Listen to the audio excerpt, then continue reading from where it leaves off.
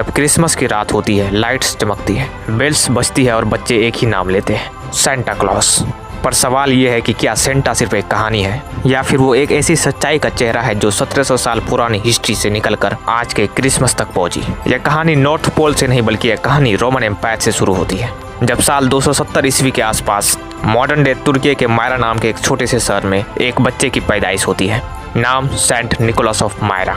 उसकी पैदाइश एक बहुत अमीर खानदान में होती है, पर सेंट निकोलस ने दौलत नहीं बल्कि उसने सेवा का रास्ता चुना। यह कहानी उस दौर की जब ईसाई होना एक जुर्म हुआ करता था। तब रोमन एम्परर डायोक्लेशियन के राज में चर्च को जलाए गए, ईसाइयों को कैद किया गया, यहाँ तक कि सेंट निकोलस भी जेल गए। हथकड़ियां, भूख, यातनाएं दी गई, लेकिन वो टूटे नहीं क्योंकि उनका विश्वास डर से बड़ा था। सेंट निकोलस हमेशा इनडायरेक्टली या फिर डायरेक्टली लोगों की मदद किया करते थे। उन्हीं में से एक फेमस कहानी है, मायरा में एक गरीब पिता था, 3 बेटे और शादी के लिए एक सिक्का तक नहीं।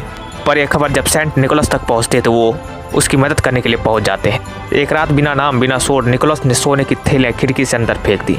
सिक्के गिरे सूखते मौजों में।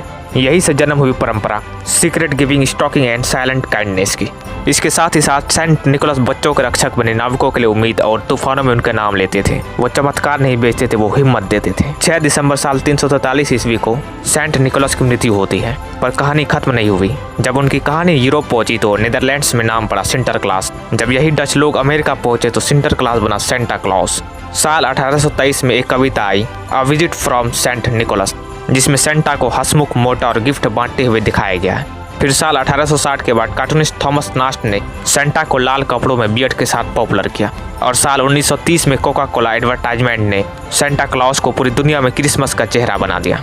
आज क्रिसमस पर जो सेंटा दिखता है वो मार्केटिंग की देन है, लेकिन उसकी जड़ में एक सच्चा इंसान था, मायरा के चर्चों का bishop saint Nicholas of Myra, जो सिर्फ गिफ्ट नहीं बल्कि गुप्त दया बांटता था। वो त्याग का प्रतीक, न्याय की आवाज और इंसानियत की मिसाल थे। सेंटा क्लॉस एक कल्पना है, लेकिन उस कल्पना के पीछे सेंट निकोलस की एक सच्ची कहानी छुपी हुई है। Thank you so much for watching. Bye.